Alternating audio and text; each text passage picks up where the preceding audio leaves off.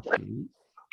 Ok, gente, vamos lá. Hoje, muitas atividades, como sempre, e vamos começar aqui com a Sandra Marques Rodrigues, que gentilmente se colocou aqui para fazer a nossa abertura. Vamos lá, Sandra. Boa tarde para todo mundo. Então, vamos acalmando as nossas mentes, serenando os nossos corações e nos ligando ao nosso mentor individual. E junto com ele, vamos nos colocando dentro de um cone de luz luminoso, com o vértice voltado para a espiritualidade maior.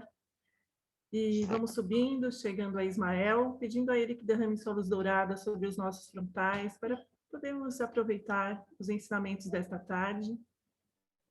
E mais ao alto, chegamos à nossa doce Mãe Maria, que nos cobre com seu manto de luz, nos abraça, nos acalenta e nos dá força e coragem para seguirmos em frente. Mais ao alto, chegamos ao seu Filho, nosso Mestre Jesus. E agradecemos a ele os seus ensinamentos e os seus exemplos.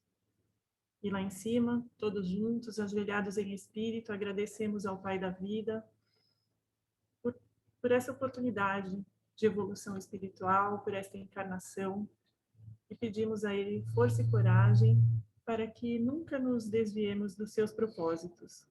Que assim seja, graças a Deus. Graças a Deus. Legal, obrigado, Sandra. Dá um oizinho aqui para a ID, que está chegando de fininho.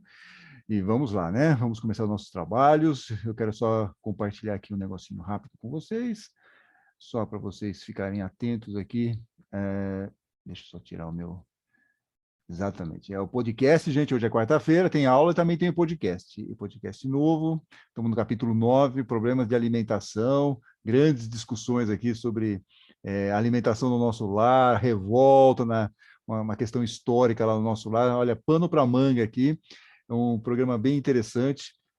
Acho que vale a pena aí vocês depois darem uma olhadinha, ou uma ouvidinha, né? Porque afinal de contas é um podcast, só tem o áudio, está lá disponível no YouTube e nos tocadores de áudio. Então aí no capítulo 9, gente, aos pouquinhos estamos chegando. Eu já nem lembro quantos capítulos faltam ainda, mas acho que deve faltar uns 40 ainda para a gente acabar o nosso lar, mas está sendo interessante. Tem questões muito assim, bacanas, pertinentes nesse capítulo aqui de discussões sobre essa questão, principalmente essa questão da alimentação no mundo espiritual, tá bom? Então fica aqui o convite para vocês darem uma olhadinha. Tem lá também a aula passada. A aula passada, gente, a aula passada foi realmente assim bem assim tensa, né? Quente. E eu imagino que, não sei, se alguém da aula passada que nós falamos sobre o perdão, né? Se alguém aqui teve aí tem alguma questão, pensou em algo ou ficou com alguma dúvida em relação à aula passada, se quiser fazer algum comentário aqui, por favor, aproveite e esclareça ou deixe a sua opinião antes de nós começarmos. Eu acho que pode ter sido rico, assim, pode ser que muitas pessoas ficaram lá na semana pensando e, puxa, devia ter falado isso. Não, eu acho que é outra coisa. Não tem problema. O importante é que você se coloque aí, se for o caso, se alguém quiser, né? Acho que isso seria bem bacana. Se não tiver nada, se ninguém quiser falar nada, não vou colocar minha mão nesse vespeiro, chega, já falamos demais na aula passada. Então eu vou convidar o nosso querido Luiz para terminar aquele capítulo 18, porque nós estamos falando sobre o discurso da comunidade, e antes de nós entrarmos naquela parábola, lá no capítulo 18, né? Cadê? A parábola do devedor implacável, do servo cruel, enfim, tinha uma parte que é da correção fraterna e a oração em comum, que também são questões importantes para uma vida em comunidade. E aí o Luiz, então, ficou com essa parte que lhe coube no latifúndio, e ele vai nos colocar agora. E aí, depois que o Luiz falar, se alguém quiser depois falar alguma coisinha aí sobre o perdão, se ficou ainda mais alguma questão, por favor, não fique com isso engasgado, fale, tá bom? E, Luiz, tapete vermelho para o senhor, vamos lá. Vamos lá, amigas e amigos, que o bom Deus e o bom Jesus estejam sempre conosco. Olha aqui, nós vamos só dar uma relida no finalzinho do que o Antônio fez a ovelha desgarrada, aí pulou essa parte, depois fez o devedor implacável, e agora ficou um trecho no meio que começa com o título, segundo a Bíblia de Jerusalém, que foi onde eu peguei, chamado Correção Fraterna, Oração em Comum, né? E o perdão já foi dado. Então, a correção fraterna. Se o teu irmão pecar, vai corrigi-lo a sós. Se ele te ouvir, ganhaste o teu irmão. Se não te ouvir, porém, toma contigo mais uma ou duas pessoas, para que toda a questão seja decidida pela palavra de 2 ou 3 testemunhas. Caso não lhes der ouvido, dizei-o à igreja. Se nem mesmo a igreja der ouvido, trata-o como gentil ou publicano. Em verdade vos digo, tudo quanto ligardes na terra será ligado no céu, e tudo quanto desligardes na terra será desligado no céu. Oração em comum, para finalizar. Em verdade, ainda vos digo, se 2 de vós estiverem de acordo na terra sobre qualquer coisa que queiram pedir, isto lhes será concedido por meu Pai que está nos céus. Pois onde 2 ou 3 estiverem reunidos em meu nome, ali estou eu no meio deles. Bom, a Bíblia de Jerusalém faz 3 pequenas observações. Ela diz o seguinte: primeiro, o irmão não necessariamente peca contra o outro, mas ele sim pode cometer uma falta pública de natureza leve ou grave, e a pessoa o está corrigindo. Igreja, naquela época, quer dizer Assembleia dos Irmãos, pois a palavra igreja significa reunião. A igreja do texto de Mateus nada tem a ver com as igrejas de hoje. Quem quiser saber mais como era a igreja nos tempos de Jesus, ou logo depois da passagem de Jesus, leia sobre a Casa do Caminho, a primeira igreja surgida. Quando ele fala, trata-o como gentil ou publicano, quer dizer, trata-o como pagão ou cobrador de impostos, para isso significam as pessoas impuras, aquela que os judeus não poderiam ter contato. Ficou claro? É só essa introdução para vocês entenderem o que a Bíblia de Jerusalém está falando. Jesus, nesse texto, mostra a importância de não se compactuar com o erro alheio. Muitas vezes, usando-se o falso manto da caridade, se releva o erro. Jesus se lembra, sempre que foi necessário, chamava a atenção. Dos apóstolos, então, ele chamou a atenção várias vezes. Uma das passagens mais famosas é aquela do barco, onde ele está dormindo, todo mundo fica com medo, vai acordar ele, e no fundo ele está dizendo, vem cá, se eu estou no barco, o que pode acontecer? As pessoas não pensaram nisso, né? Aí Jesus está dizendo o seguinte, se alguém errou, chame-o em particular e mostre o que ele fez. Aqui Jesus já estava antecipando uma regra de ouro do mundo corporativo. Quem trabalha vai se lembrar dessa regra. Elogio em público, crítica em particular.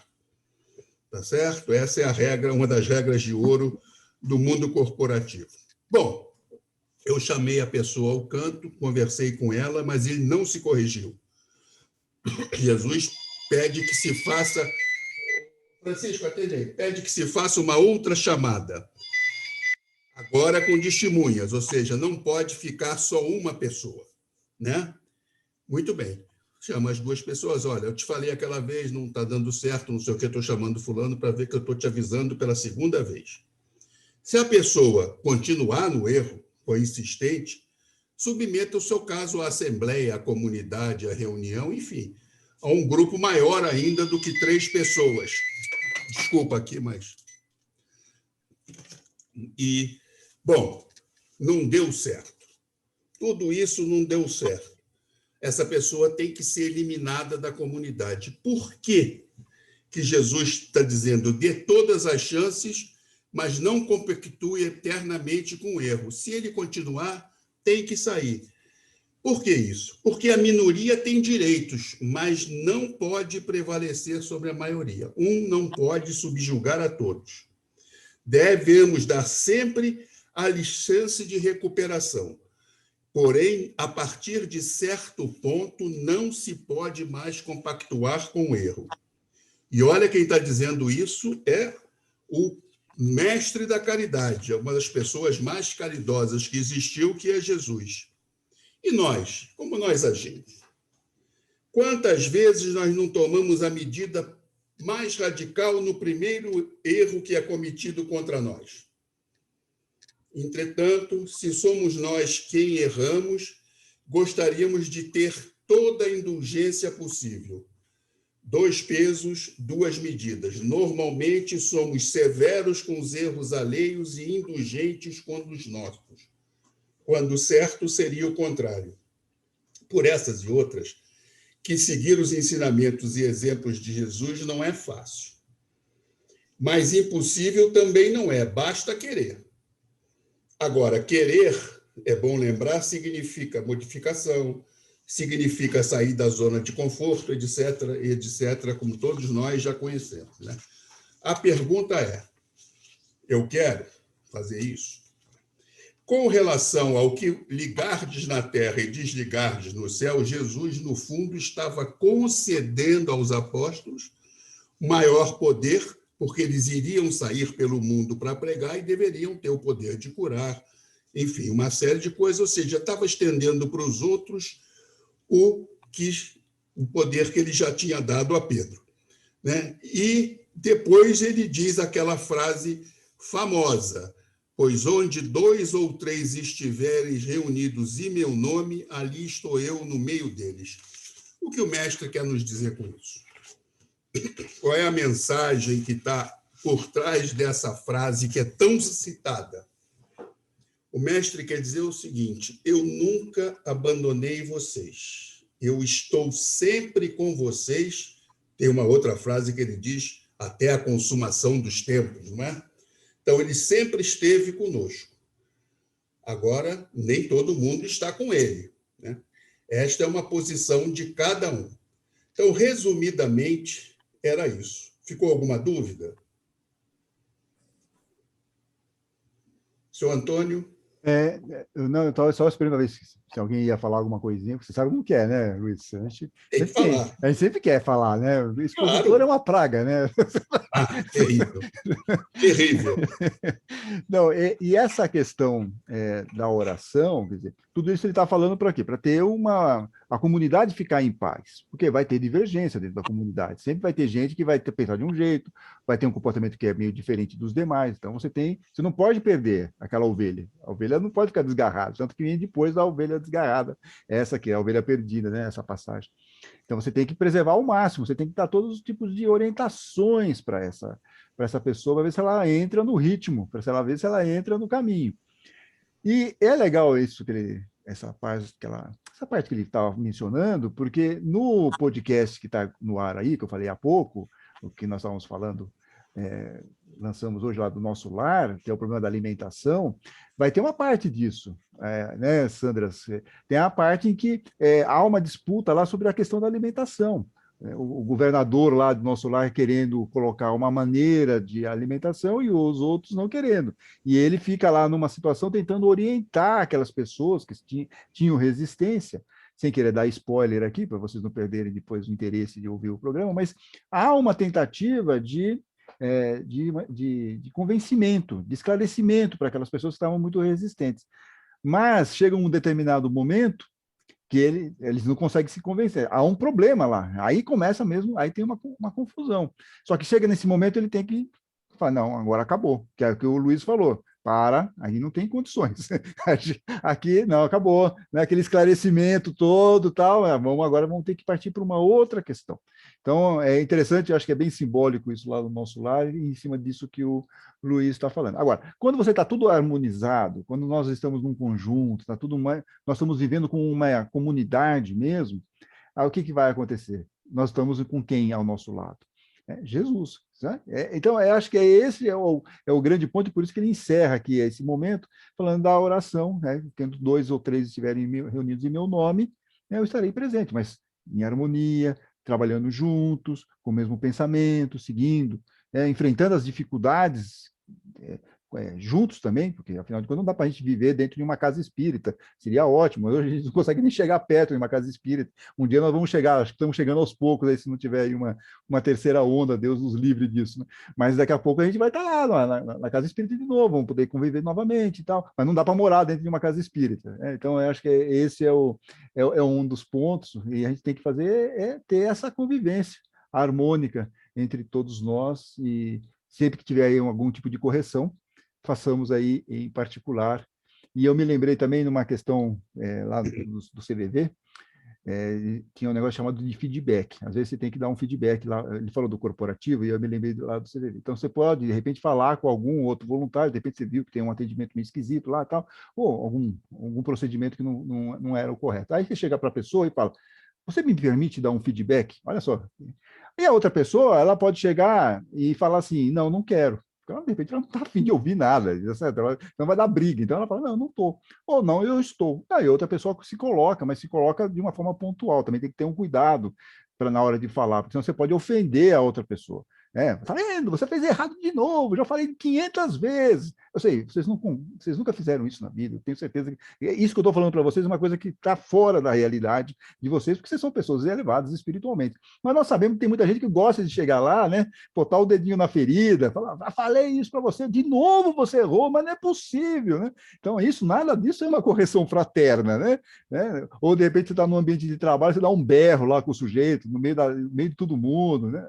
Nada disso é correção fraterna. Então, eu acho que é isso que a gente tem que refletir. A nossa postura também, né? A conduta do governador no nosso lar, que foi primorosa em todo o percurso, sem dar nenhum spoiler, deve ter deixado Maquiavel rolando no túmulo, que Maquiavel dizia que o príncipe deve ser temido e não amado. Mas o governador parece que está com um ibope alto lá, viu, pelo que eu li lá no nosso lado. Mas vamos lá, alguém quer falar alguma coisinha? Vi alguém com um dedinho levantado? Não? Não? Podemos seguir então para o nosso capítulo 20?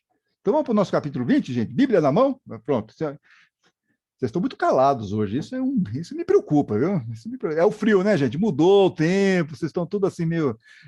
estão tudo meio mangambuns, preocupados e tal, mas não fique, viu? Aliás, amanhã, estou falando amanhã para vocês aqui, amanhã aula sobre preocupação, hein? Não percam. Revelações bombásticas amanhã. Não será transmitida para os nossos amigos do YouTube, então vocês vão ter que ficar chupando o dedo do pessoal do YouTube, lamento, mas quem estiver amanhã lá na aula nós vamos falar sobre preocupação. Mas vamos continuar um pouquinho aqui no capítulo 20, e esse capítulo 20 ele é uma parábola que até eu mandei para vocês, lá pelo WhatsApp, que é uma parábola muito complexa. É uma parábola, gente, que se alguém aí teve a curiosidade de dar uma olhadinha, ver aí uma literatura e tal, deve ter dado fumaça nos neurônios, porque um fala uma coisa, outro fala outra, outro puxa outro gancho, outro não sei o quê, e a gente fica num emaranhado infernal nisso.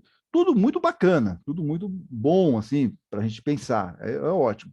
Mas ela é complexa, certo? Ela é complexa. Então, a gente tem que partir dessa premissa. Então, o que eu estou propondo aqui para vocês? Eu vou dividir em duas partes aqui. Então, a primeira parte é essa que eu vou falar com vocês hoje, nesse encontro. Eu vou tentar falar de uma forma assim, puxa, qual era o contexto? O que Jesus estava querendo passar naquele momento? Ok? Mais histórico. Vai ter aí algumas lições importantes para nós, mas não vamos perder o foco aqui, que é o momento histórico, o que Jesus estava querendo falar, o que Mateus está querendo escrever com isso, porque só está em Mateus essa parábola. Tá? Aí, na semana que vem, aí nós vamos ver assim, o que os espíritas pensam sobre essa parábola. E aí, eu vou precisar da ajuda de vocês, porque eu realmente não vou ficar vendo todos os livros da literatura, então eu espero que vocês deem uma olhada lá, não só em Carrebar Schutel, no próprio Evangelho segundo o Espiritismo, que tem um capítulo 20 lá, que eu até passei para vocês, inteiro sobre isso. Vai ter, que mais lá? Então, todos eles, até o Haroldo fala, tem vídeo do Haroldo explicando dessa parábola, tem o sermão, os ensinos de Jesus, lá do Paulo Alves Godoy, enfim, tem um monte. Então, eu precisaria que vocês de repente desse uma busca. Tem o EAD também, né? Tem o EAD lá da FEB, também traz aí, tem duas explicações lá sobre isso. Então, eu pediria que vocês depois, com essa semana, com um pouco mais de calma, depois do que nós vamos conversar aqui, dessem uma olhadinha e trouxessem. Então, aí a aula vai ser muito mais participativa, comunitária, né? Cada um vai trazer aqui algum tipo de questão que leu, gostou e trouxe para reflexão em nosso encontro. Tudo bem? Pode ser assim? Porque realmente é muita coisa. Aí, se cada um de vocês pegar um pedacinho do latifúndio, fica bom para todo mundo e a gente consegue falar de uma forma assim mais ampla sobre as diversas possibilidades de interpretação aqui dessa passagem. Fechou? Tudo bem? Alguém tem alguma dúvida em relação a isso? Muito bom. Então, ainda bem que eu mandei mutar. Eu acho que eu mutei demais o microfone de vocês hoje. Vocês estão muito em silêncio. Esse é um medo, né? Mas esta parábola, ela começa no 20, mas nós vamos precisar dar uma olhadinha na 19. Porque a 20 ela só existe por causa da 19. Então, se vocês estiverem com a Bíblia na mão, nós vamos pegar aqui a partir do jovem rico, que está na 19, a partir do item, deixa eu ver aqui que minha lista já não funciona, 16, né? 16. Então, 19 e 16, começa lá aquela parábola do jovem rico, que está em Marcos, Lucas e está aqui em Mateus, claro, né? A parábola vocês já conhecem, o jovem chega lá para Jesus, o que eu faço para conseguir aí, né, a vida eterna e tal, aí Jesus fala, vende tudo e vem e me segue, aí o jovem fica tudo desconcertado, vira de costas, vai embora, porque ele era rico, ele vai embora, perfeito? E aí Jesus chega e fala aquela famosa frase que vocês conhecem, vocês têm colocados na geladeira, no imã lá de geladeira, que é mais fácil um camelo passar pelo vão de uma agulha do que um rico entrar no reino de Deus, ok? Então Jesus fala isso para os discípulos, depois que o jovem vai embora. Ao ouvir isso, os discípulos ficaram muito espantados e disseram, então, quem conseguirá salvar-se? Olha só a preocupação dos discípulos. Olhando para eles, Jesus disse-lhes, para os homens isso é impossível, mas para Deus tudo é possível. Agora começa, né? Porque vem Pedrão, sempre com suas colocações argutas, Pedrão chega para Jesus e fala o seguinte, então Pedro, tomando a palavra, lhe respondeu, eis que nós deixamos tudo e te seguimos, o que receberemos? Olha aqui, que bonitinho, Pedro falando isso aqui para Jesus, o que receberemos? Nós estamos aí com o Senhor, tudo humano aqui, estamos juntos, mas o que vai render? O que nós vamos receber em troca? Aí Jesus lhes disse, eu lhes garanto a vocês que me seguiram, quando todas as coisas forem renovadas, e o Filho do Homem sentar em seu trono de glória, também vocês hão de sentar-se em 12 tronos para julgar as 12 tribos de Israel. E quem tiver deixado casas, ou irmãos, irmãs, pai, mãe, filhos ou terras, por causa do meu nome, receberá 100 vezes mais, e terá como herança a vida eterna. Muitos dos últimos serão os primeiros, e muitos dos primeiros serão os últimos. E essa frase final vai ser repetida na parábola do que nós vamos ver agora, que é a parábola dos trabalhadores da vinha. Eu vou explicar tudo isso aqui daqui a pouquinho, mas vocês já estão montando um quadro do negócio. Então já tem aí uma colocação de Pedro, Jesus dá uma resposta, e aí Jesus, para referendar ou para dar um pouco mais de força no seu argumento, ele fala essa questão aqui. De fato, o reino dos céus é como um proprietário que saiu de manhã cedo para contratar trabalhadores para a sua vinha. Proprietário, aqui tem Bíblias, não sei quais que vocês estão acompanhando, mas o melhor aqui é pai de família, ou jamais patrão. Tem algumas Bíblias que colocam patrão, mas aí patrão está muito fora do contexto. Então, pode ser proprietário ou pai de família, tá bom? Então, como um proprietário que saiu de manhã cedo para contratar trabalhadores para a sua vinha. Tendo combinado com eles uma moeda de prata por dia, mandou-os para a sua vinha. Então, estamos falando aqui de uma vinha. Saindo de novo pelas 9 horas, viu outros que estavam na praça, desocupados. Eles disse, vão vocês também para a vinha, e eu lhes darei o que for justo. Eles foram. E saindo de novo ao meio-dia e às 3 da tarde, fez o mesmo. Então, você vê que ele está lá presente, ele está lá todo momento, esse proprietário aí. Saindo quando caía a tarde, encontrou outros desocupados. Ele perguntou, por que vocês ficaram aqui o dia inteiro sem trabalhar? Eles lhe responderam: porque ninguém nos contratou. Então lhes disse: vão vocês também para a vinha. Ao anoitecer, o senhor da vinha disse a seu administrador: chame os trabalhadores e pague a eles a diária, começando pelos últimos até os primeiros. Então, começa pelos últimos, não pelos primeiros, tá certo? Está começando pelos últimos até os primeiros. Chegaram os que tinham sido contratados quando caía a tarde e receberam uma moeda de prata cada um. Tá? Então, cada um também, mesmo sendo os últimos trabalhadores, eles receberam também uma moeda de prata. Quando chegaram os primeiros, pensaram que iriam receber mais. Olha aqui, estão ligando com Pedro aqui? Pensaram que iam receber mais. Quando chegaram os primeiros, pensaram que iriam receber mais. No entanto, também eles receberam uma moeda de prata, cada um. E ao recebê-las, murmuraram contra o proprietário. Esses últimos trabalharam 1 hora só, e você os igualou a nós, que suportamos o peso do dia e o calor? Respondendo a um deles, disse: amigo, não estou sendo injusto com você. Você não combinou comigo uma moeda de prata? Pegue o que é seu e vá. Eu quero dar a este último mesmo que dei a você. Por acaso não posso fazer o que eu quero com o que é meu? Ou você está com ciúmes porque eu sou bom? Assim, os últimos serão os primeiros, e os primeiros serão os últimos. Gente, olha quanta coisa. Falei para vocês que essa parábola dá um nó na cabeça da gente. Não é fácil. Agora, eu acho aqui o seguinte: Jesus está caminhando para Jerusalém, perfeito? Jesus está caminhando aqui para Jerusalém, seus momentos finais, ele está tendo que explicar para os discípulos o que é o reino dos céus. Os discípulos ainda não conseguem entender, eles estão muito ainda materializados, eles acham que é um reino mesmo, Jesus vai tomar conta e que eles vão poder dividir reino, cada um vai pegar um pedaço lá desse reino, eles estão com isso na cabeça. E Jesus está passando o tempo todo tentando explicar para eles o que é o reino, que o reino é uma mudança de comportamento, é uma mudança de pensamento, é uma mudança de postura, eles têm que sair daquele homem velho e ir para um homem novo, mas eles estão muito resistentes, eles não conseguem compreender isso.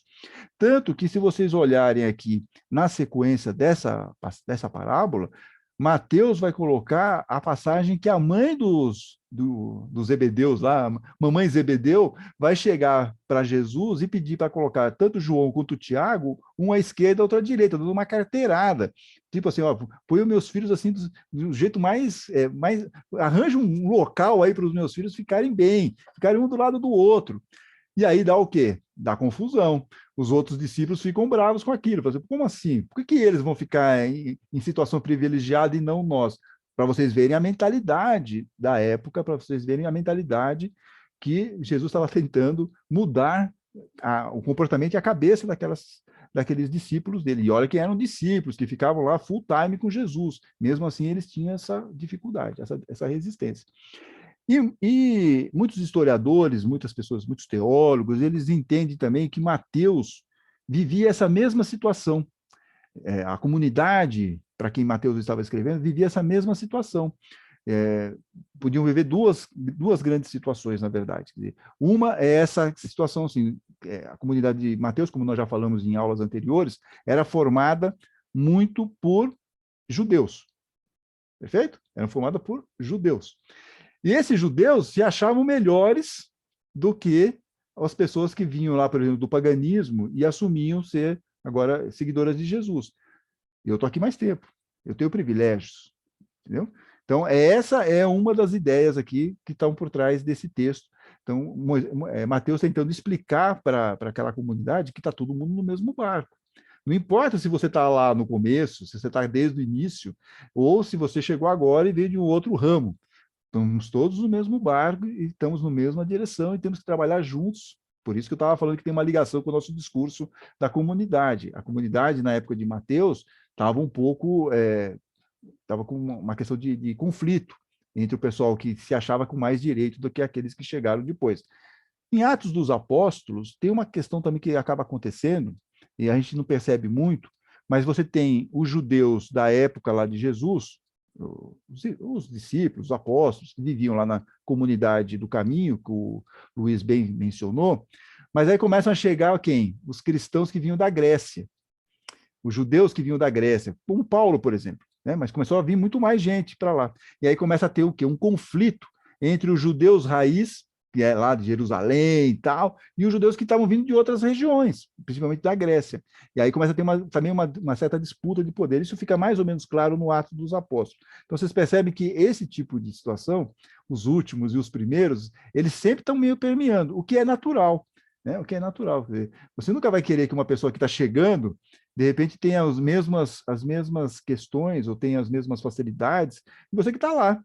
Né? Que você está lá trabalhando, já está um tempão, aí de repente vem alguém e está lá sentado do seu lado. Como assim? Né? É muito uma reação humana. Tanto isso é verdade, essa preocupação acho que era tão forte, que você se lembra da parábola do filho pródigo. Acho que nós não abordamos aqui na nossa série, está lá em Lucas, né? E nós vamos ainda ver isso. Mas na parábola do filho pródigo, tem o irmão do filho pródigo, que é isso que nos interessa aqui. O filho pródigo vai, gasta toda a grana, enfia o pé na lama, volta, o pai o acolhe.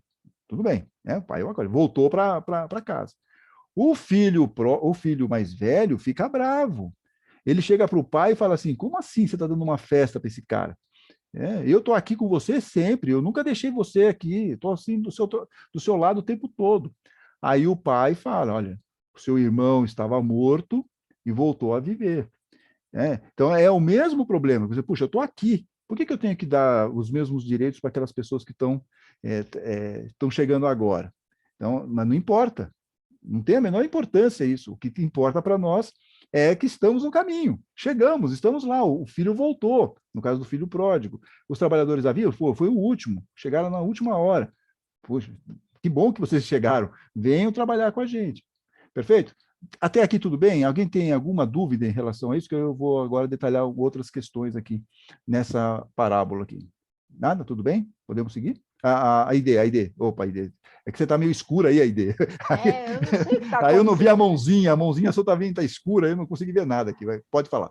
Então, Antônio, eu agora estou totalmente relaxada à vontade, porque ultimamente eu estou me sentindo péssima com relação a um monte de situações que vem acontecendo exatamente nisso, entendeu?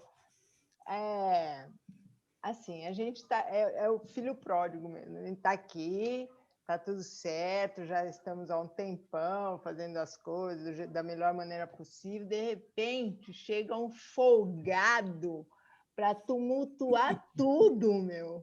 É uma coisa... Ô, Juliana, você é síndica, você não se sente assim de vez em quando? Meu? E assim... no prédio, no trabalho, no clube, não sei aonde. Eu acho que as pessoas perderam um pouco a noção de respeito um pelo outro, da situação que as pessoas estão. A gente vê no governo, em todas as circunstâncias que a gente vê, cada um acha que tem a sua própria razão e se esquece do outro. É uma coisa... Então, eu acho assim, se isso acontecer lá no tempo de Jesus, eu posso ficar totalmente relaxado, porque eu não sei, eu nunca vou conseguir mudar nada. Não, mas essa é a dificuldade. Essa é a dificuldade. Agora,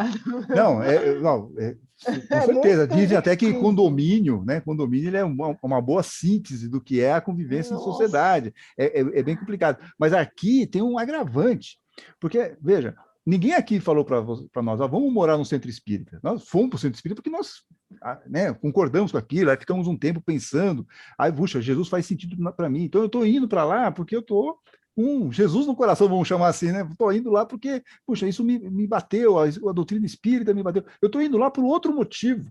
É menos material, é mais espiritual, que era o mesmo problema lá na época de Mateus, depois lá no Ato dos Apóstolos. Eles estão reunidos em nome de Jesus, mas está tendo conflito. É um pouco diferente, quer dizer, o lado que você está falando também é um lado desafiador. Como você vive em comunidade? Como você vive em comunidade nesse ambiente que nós estamos hoje? Em todos os sentidos possíveis, do governo até a reunião de condomínio. É muito difícil, exige de nós muita paciência, muita resiliência, muito suquinho de maracujá. Mas aqui a gente tem que pensar o seguinte, eles estão lá reunidos em nome de Jesus e estão em conflito. eles estão lá ao lado de Jesus e têm divergências, e acham que vão ter privilégios por estarem mais tempo com ele lá. É esse o ponto, quer dizer, aqui é uma questão mais espiritual, acho até mais complicada, e que veja, assim, se você jogar para os nossos dias de hoje, vocês vejam que não mudou muita coisa, tem conta, né? É muito mais fácil você fazer uma ligação da religião com ritos, com passaporte para a felicidade, tome aqui a água do rio, não sei das quantas, que você vai curar não sei o quê, ou vai conseguir uma prosperidade, do que você realmente pensar na questão mais espiritual. Mas o Luiz, acho que estava querendo falar uma então, coisinha. o comportamento das pessoas é uma coisa muito... Sim. Nossa, é surreal. E aí nós temos que ter a paz de espírito, senão a gente que briga. está agora estudando, praticando, tentando praticar pelo menos essa, né, nova filosofia, um novo jeito de agir, com paciência. Nossa, é muito difícil. É um trabalho assim, não é nem diário, é um trabalho horário. Cada hora, cada minuto. Mas lembre, se alguma coisa que pode te ajudar nessa reflexão, lembra do que o Luiz falou, da correção fraterna. Quer dizer, não se deixe de se colocar, porque aí fica pior, você fica engolindo esse negócio e uma hora você explode, entendeu? Aí é pior, né? A última gota que transborda o copo, é isso que não pode acontecer. Sim, agora a maneira de se expressar que é o grande desafio. Exatamente. Falo por mim. Luiz, vamos lá. Boa ideia. Muito bem. É só uma curiosidade para o pessoal. Essa maneira de contratar operários, hoje, no ano 2021, continua. Quem passar perto do CEAGESP vai ver umas pessoas segurando assim, chapa, uma placa dizendo chapa. Motorista de caminhão não carrega nem descarrega caminhão, não é a função dele. A função dele é dirigir. Não dá para botar todos os ajudantes dentro do caminhão. Ou onde ele chega, tem gente para descarregar, ou ele tem que contratar trabalhador temporário cuja função é carregar ou descarregar aquele caminhão. Isso é muito comum no CEAGESP. Então, você tem esses trabalhadores avulsos que se identificam como chapa, exatamente esses trabalhadores ficam num local e as pessoas passam lá e contratam. Só uma curiosidade. Agora, a questão aqui do trabalho, Jesus muda um pouco a ideia, porque todo mundo espera uma recompensa. Eu estou trabalhando desde cedo, eu vou ganhar a mesma coisa do cara que chegou lá na última hora e já recebeu a mesma recompensa. Então, aqui há uma mudança de pecuniária, e muda um pouco, e dá um nó na cabeça das pessoas, e dá um nó na nossa cabeça até hoje. Mas eu quero falar aqui com vocês, vamos começar agora aqui fazendo uma análise. Por exemplo, essa parte aqui, por exemplo, Pedro negociando com Jesus. Qual vai ser a minha recompensa? Certo? Ele fala lá e pergunta isso. Jesus fala, olha, vai ter uma recompensa. Vai ter lá vai ter algo que você vai receber. Seria lá a moedinha de prata dele, né? Vai ter uma moedinha de prata. Mas ele não está dando o quê? Privilégio. Em nenhum momento ele chega lá para os discípulos e fala assim, olha, você estará ao meu lado, você vai mandar em tudo. Não. E se vocês pegarem esse texto, o texto mesmo, vai falar o seguinte, quer dizer, quando todas as coisas forem renovadas.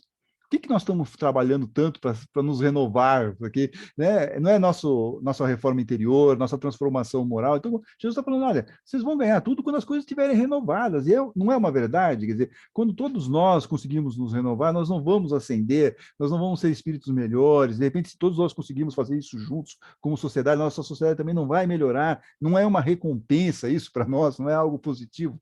Então, é isso que ele está dizendo. Aí ele não está falando que vai ter privilégio. Em nenhum momento ele vai falar, Pedrão, você que está aqui comigo desde o início, você vai receber aqui, olha, as chaves do céu, eu vou te dar as chaves do céu. Ninguém entra no céu se não for por você. Não tem isso.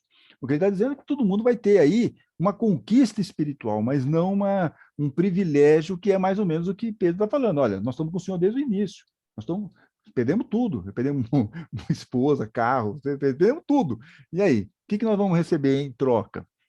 E não tem. O que eu vou ganhar mais? Qual é a vantagem que eu tenho em estar seguindo o Senhor? Vocês estão compreendendo essa questão? Como é uma pergunta muito legal e uma pergunta muito direta e mostra muito a mentalidade da época. E aí Jesus dá lá a explicação, mas ele não fala em nenhum momento, olha, vocês vão ter um privilégio. Eu vou tratar vocês melhor do que outras pessoas. Não. Por isso que ele entra, na sequência, ele já entra com essa parábola. Ele mostra lá. E aí, na parábola, a gente vai ter aqui, o que é o embrião do reino de Deus? O que é o embrião do reino de Deus? É a comunidade cristã, que o Luiz falou aqui no comecinho. Aqueles primeiros cristãos, eles são aquele embrião, é a protogênese do reino de Deus na Terra. Só que eles precisam mudar essa cabeça. Então, Jesus está lá tentando explicar para eles, gente, tem que mudar o jeito de pensar. Vocês não podem ficar pensando que nem com essa mesma lógica dos fariseus, dos saduceus, achando que Deus está dentro de um rito religioso. Não é assim que as coisas funcionam. Ele está tentando explicar isso para os discípulos e está tendo aí essa dificuldade que nós estamos acompanhando. Que mais aqui que eu tenho para falar para vocês que eu separei aqui? Se vocês tiverem alguma questão, vocês me falam, tá bom? Alguém tem mais alguma questão? Não? Por exemplo, fala aí, Ana, pode ligar o microfone. Quer que eu ligue? Ana. Não, acontece o seguinte, quando em alguns textos, né, é mencionado assim a primeira hora, a terceira hora, e eu vou falar isso agora. Eu ia falar isso agora. Eu ia falar isso agora. Era a minha deixa, mas vai, complementa. Vai lá, vamos lá. Bom, então, eu encontrei aqui que a primeira hora era o nascer do sol. Isso. Depois vem às 9. A terceira hora era às 9 horas da manhã. Uhum. A sexta hora era o meio-dia. A nona hora era às 15 horas, ou 3 da tarde, isso, né, no caso. Isso. E a 12ª hora era às 18 horas, e a 11ª hora era às 17 horas. Exatamente. Então, tem esse fuso horário aí, bíblico, que a Ana está nos explicando, tem aí o AM e PM, né? Mas exatamente, por que ele está colocando isso na parábola? E era isso que eu ia tentar chamar a atenção para vocês. O que Jesus está querendo mostrar para eles? Olha, o cara foi lá, o proprietário, né? O proprietário aqui, eu acho que já ficou claro para todo mundo aqui que é Deus, perfeito? A vinha é Israel. Tá bom? Então, assim, é uma simbologia antiga. Eu até esqueci de mencionar isso, porque já fica na cabeça de uma forma quase automática, mas a vinha, então, é Israel, e nós também não podemos nos considerar aqui também fazendo parte do vinhedo, porque, afinal de contas, a coisa acabou se expandindo. Mas, nesse momento, aqui era a questão de Israel. E veja como o proprietário, que no caso é Deus, ele está presente. Olha quantas vezes, vocês viram que eu parei lá uma hora e falei, olha, ele foi nesse horário de novo, voltou no horário tal. Ele foi, acho que umas 4, 5 vezes lá na vinha. Ele não larga a vinha, ele está lá o tempo todo, ele está presente na vinha, tentando lá, vendo o que está acontecendo, participando daquilo também, ele está junto com aqueles trabalhadores, ou seja, Deus está ao nosso lado quando nós estamos também naquela questão, trabalhando nessa questão aí da vinha, nossa evolução espiritual. E uma outra questão, acho que é uma outra questão também que é importante, ele não convoca as pessoas, ele convida. Então ele vai lá, toda hora ele está vendo o trabalhador, ele não fica convocando, ele está convidando. Ele convida, a pessoa pode ir ou não, né? Ele é um direito, ele pode estar chamando. Olha, vem aqui, ó, o valor é esse. E as pessoas podem ir ou não. E ele vai fazendo isso o tempo todo, até chegar nos últimos trabalhadores. Que ele pergunta, puxa, por que vocês estão aí? Mas ninguém me ofereceu nada. Não, então bem, venha trabalhar. E pagou a mesma coisa que ele pagou para todos os outros. Então, é Deus nos dando, sempre está lá, jogando a semente. Lembra da semente, a parábola do semeador? Está sempre jogando a semente, está sempre nos convidando a uma mudança de uma mentalidade, uma postura. Ele está nos convidando, de um jeito assim muito amoroso, muito fraterno, mas eles tentando fazer com que a gente acorde e participe dessa lavoura também. Liliane, vamos lá. Então, Antônio, na verdade, eu acho que isso leva, de novo, à questão da ovelha desgarrada, né? Porque, na verdade, Deus, ele não está preocupado com quem já está lá no aprisco, né? Não é que ele não está preocupado, ele está mais tranquilo, mas ele está preocupado mesmo com aquela ovelha que está desgarrada, é aquela que ele vai atrás. Então, o entendimento que eu faço dessa parábola, ele está convidando as ovelhas, né, a irem para o trabalho, para seguir os mandamentos, né? Enfim, seguir os ensinamentos de Jesus. eu faço entendimento um pouco desta parábola com relação a isso. E assim, não importa se chegou primeiro, se chegou depois, importa é que foi lá, que se juntou aos bons, vai. Isso, ele não quer Tô ninguém errado? fora, ele não quer ninguém fora do reino. Ele quer tudo, ele quer incluir todo Bem, mundo. não importa que hora, se Não é o trabalhador importa. da primeira hora, da segunda hora, da que hora é. É isso? Exatamente. Exatamente. Antônio, Pode falar, Sandra. então, esse negócio do trabalhador da última hora receber a mesma recompensa da primeira, talvez, às vezes, o trabalhador de última hora ele chegue com um ânimo, com ideias novas, de uma forma nova de agir, que ele merece realmente receber a mesma recompensa do que o primeiro. Às vezes, o primeiro já está meio cansado. Não, pode até ser. Eu acho que vocês vão encontrar algumas, pelo que eu li, tem algumas pessoas aí, alguns espíritas, eles fazem exatamente essa interpretação que a Sandra está nos colocando. Mas aqui é uma crítica aos fariseus ou aos saduceus. Aqui é uma crítica aos saduceus. Por quê? Porque lá ele está colocando o seguinte: olha o Deus amoroso, olha o Deus misericordioso. E qual é o Deus que eles têm lá? É um Deus castigador, um Deus que exige que você faça os seus ritos, participe de suas atividades e tal, aquela coisa toda. Então, é uma passagem muito dramática para os discípulos, que são judeus, e eles têm que mudar esse entendimento desse Deus, que não é um Deus castigador, punitivo, ele é um Deus de misericórdia e de amor. E isso dá um conflito, porque eles não estão habituados com isso.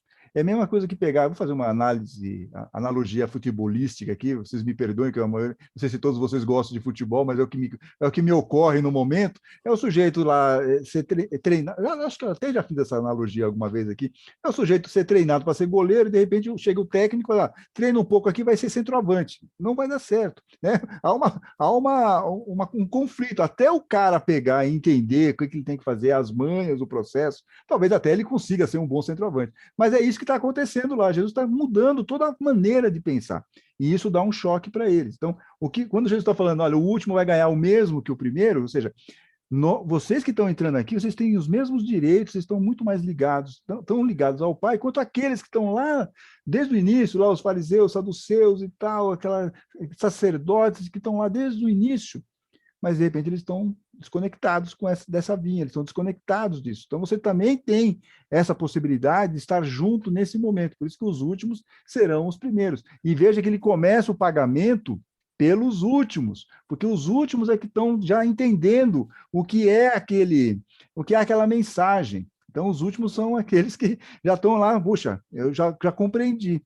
Diferentemente dos primeiros, ou diferentemente, por exemplo, do filho pródigo, lá do irmão do filho pródigo, que também não tinha entendido, estava lá também, estava lá desde o início, mas não tinha compreendido aí essa ideia da misericórdia e do amor. Fala, Ana Rubim. Mas depois o Rioche. Acontece o seguinte. Oi, está me ouvindo? Estou te ouvindo. Você está me ouvindo? Agora sim. Acontece o seguinte, todos os trabalhadores que foram convidados, né, houve um esclarecimento de quanto e foi acordado um determinado salário. Esse salário era o que ele deveria fazer naquela hora que ele iria trabalhar, tá? Então, já houve antes, e todos eles concordaram. Por isso que não se torna uma injustiça. É que nem quando você faz uma festa na sua casa, não é porque o fulano chegou primeiro, vai ter menos atenção do que o outro que chegou depois. Entendeu? Estou dando um exemplo. Assim, perfeito. Bem...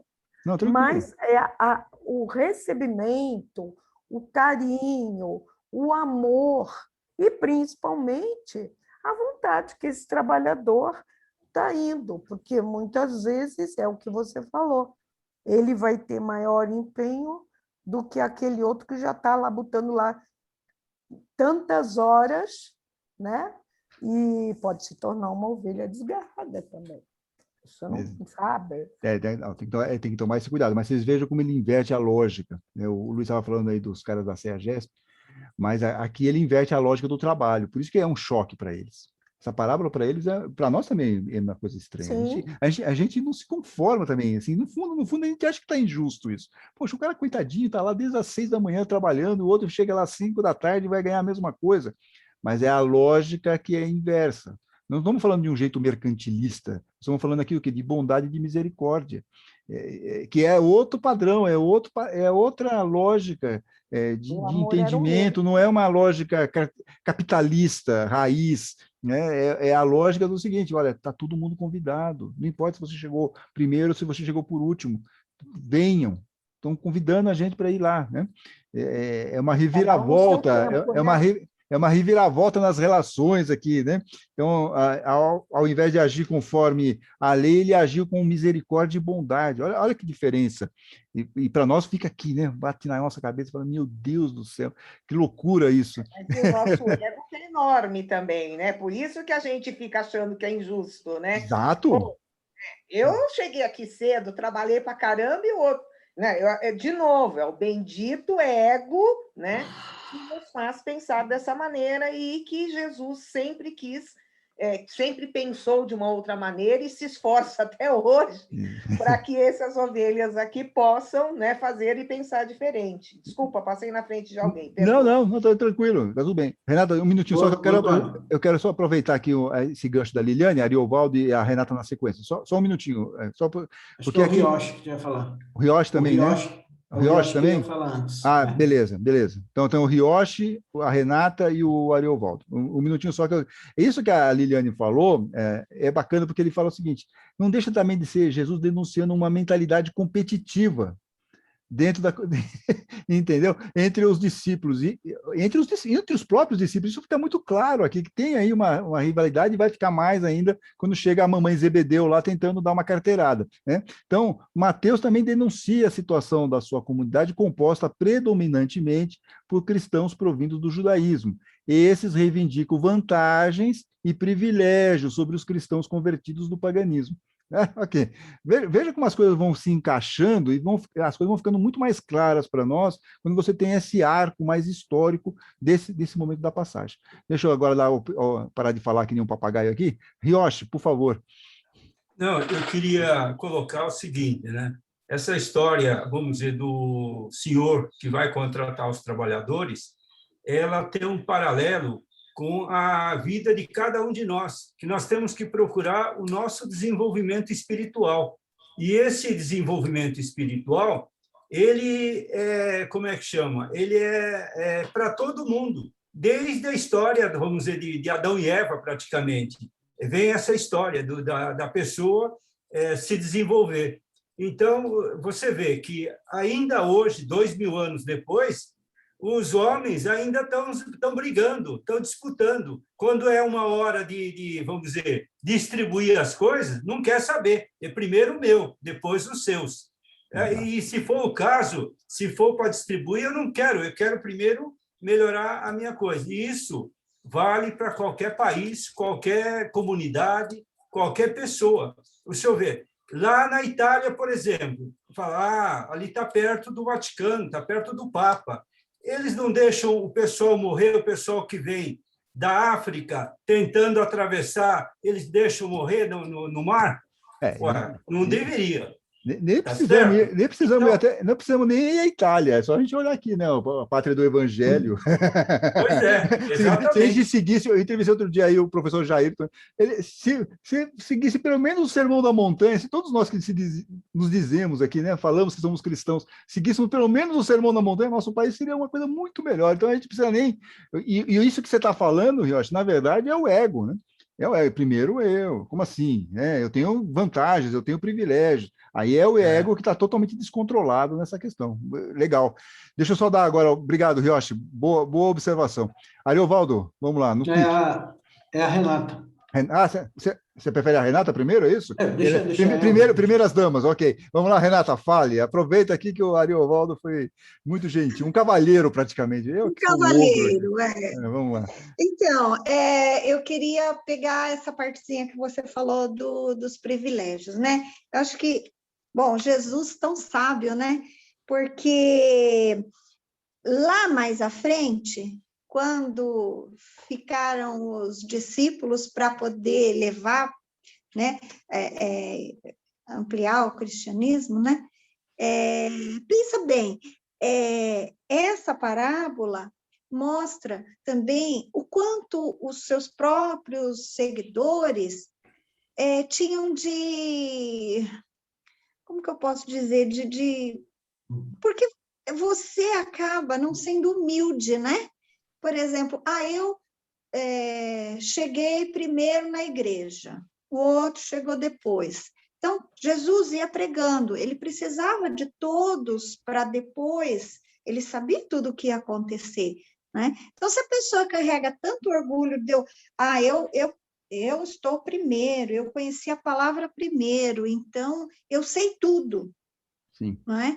E não é bem assim, né? E eu vou pegar gancho no que você está falando, porque causa um desconforto. Tem um desconforto nisso lá na hora, isso fica muito claro. E esse desconforto, ele porque assim, a mentalidade era de uma forma meritocrática, retributiva, legalista, enfim, você pode colocar o que você quiser, tem uma lógica materialista nesse processo.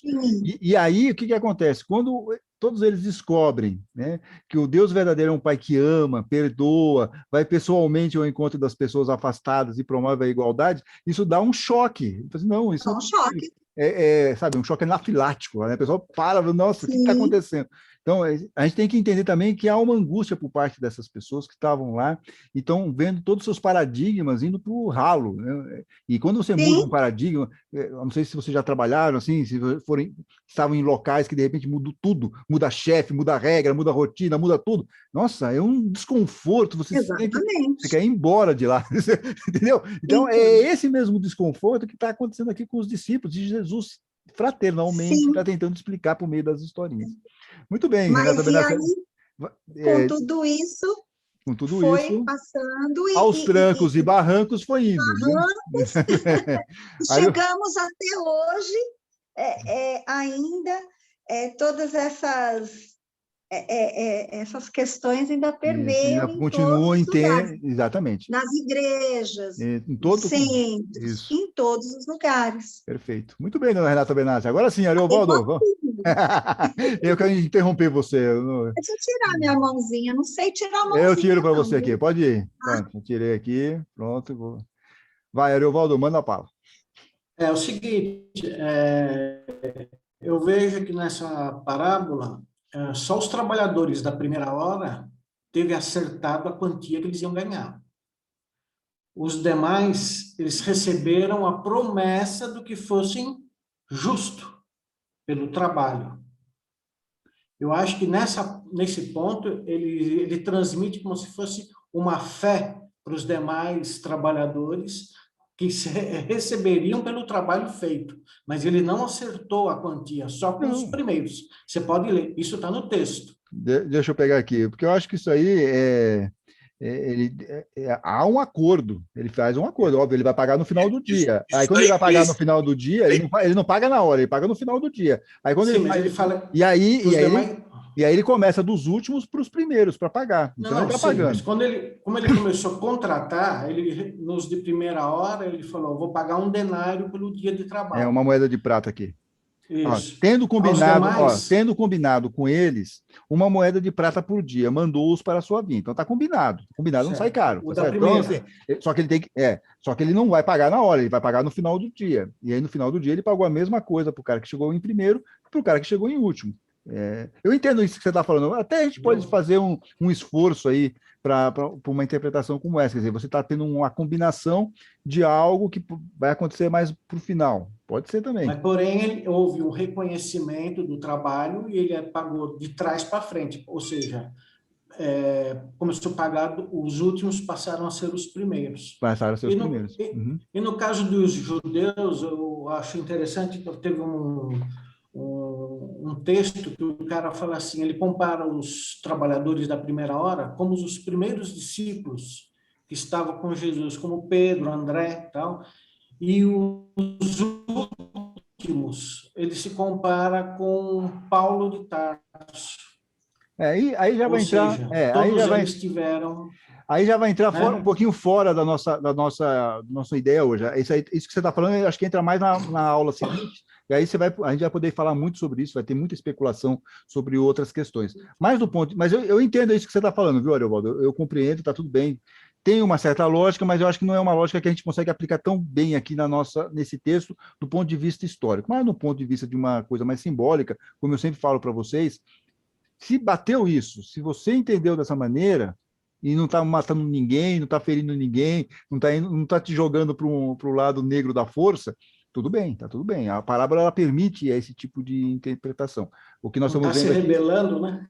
Exatamente, isso aí. Entendeu? Tá tudo bem, tá certo? Tá belezinha. Agora, como eu estou dando mais um foco, mais no processo histórico de momento, o que aquela parábola pode estar nos dizendo? Então, o que Jesus quis dizer, por que Mateus está colocando essa parábola nesse contexto? Então, a gente está mais focado nisso. A Julieta está saindo? Valeu, Julieta, até a próxima. Então, só para concluir aqui, que nós já estamos em 4:02 aqui, então, vou falar o seguinte, olha, a síntese da parábola, que agora sim nós vamos lá, né? Os últimos serão os primeiros e os primeiros serão os últimos, finaliza as duas, né? Tem uma questão que não se trata de uma exclusão, acho que isso é importante, aos que chegaram primeiro, ou seja, ele não está excluindo aqueles primeiros cristãos que vieram do judaísmo, nada disso, não se trata disso, né?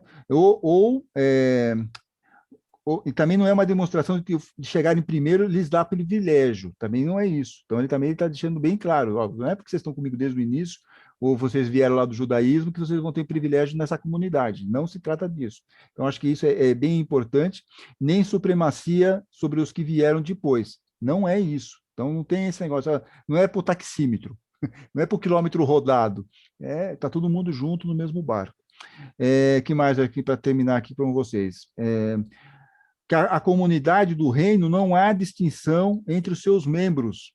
Isso eu acho que tem que ser muito bem reforçado aqui para a gente, finalmente, né? Na comunidade do reino não há distinção entre os seus membros, uma vez que o reino é família, e em família todos são irmãos e irmãs. Então, você não tem aqui uma questão de dominação, não deveria ter, pelo menos. Essa aqui, inclusive, é uma frase do Francisco Cornélio, que é um biblista brasileiro. Eu tirei essa frase dele aqui em relação a esse estudo que ele fez. Então, eu acho que agora a gente fica um pouco mais claro para nós por que essa parábola está aqui, por que Jesus contou essa parábola, por que Mateus colocou essa parábola aqui, e na sequência ele colocou antes o Pedro, e depois ele vai colocar aqui a mamãe Zebedeu. Então, acho que agora ficou mais claro aqui para todos nós, uma compreensão mais histórica. E aí, na semana que vem, aí então eu estou abrindo, pedindo, por favor, não que eu precise pedir muito, que eu sei que vocês colaboram bastante, mas tragam aí, porque como essa do Ariovaldo, por exemplo, da Renata, sempre tem coisas que vocês vão ler, que vocês falam, puxa, que coisa legal isso para falar, que simbologia bacana. Tragam que vocês vão ver como vai ser muito rica a nossa aula na semana que vem. Alguém ficou com alguma dúvida ou quer fazer um comentário final, porque nós já estamos estourados aqui em alguns minutinhos? Tá tudo bem? Ficou claro isso aqui? Vocês viram como essa parábola realmente ela é uma parábola enrolada? Mas ela é boa, ela é bem cheia de simbolismo, mas ela tem um ensinamento muito profundo para nós e nós vamos continuar então na semana que vem. E aí eu vou pedir para a nossa querida Renata Benassi fazer aquele nosso encerramento no pique, Renata. Então vamos nos acalmando e vamos vibrando, vamos agradecendo ao Antônio e todos os participantes por essa reflexão maravilhosa que tivemos. Vamos nos ligando a Maria, nossa querida mãezinha, vamos agradecendo por estarmos juntos, vamos pedindo sua bênção, vamos chegando a Jesus, nosso mestre, vamos agradecendo a ele também, vamos pedindo que derrame sobre todo o nosso planeta muita luz e muita cura, e vamos agradecendo a Deus, nosso Pai, vamos pedindo a ele que semana que vem estejamos todos juntos novamente, porque como hoje nós até ouvimos, né, onde estiver um ou mais, né, estaremos junto ao nosso mestre, então, que semana que vem estejamos juntos aqui novamente. Graças a Deus. Graças a Deus, muito obrigado, Renata, muito obrigado a todos, e até semana que vem. Se Deus quiser, quarta-feira, estaremos aí para mais um encontro para terminarmos essa parábola. Tchau, gente. Tchau, até mais.